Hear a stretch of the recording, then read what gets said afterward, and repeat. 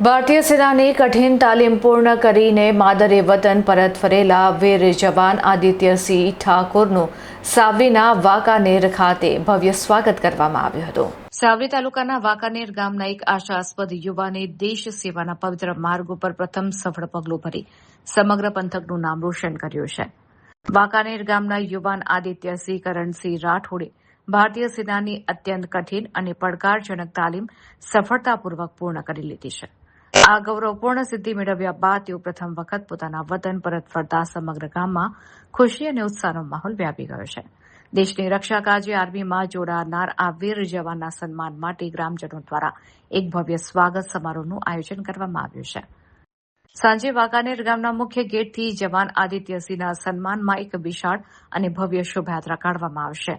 આ શોભાયાત્રામાં મોટી સંખ્યામાં ગ્રામજનો, વડીલો અને ખાસ કરીને સ્થાનિક યુવાનો ઉત્સાહભેર જોડાશે।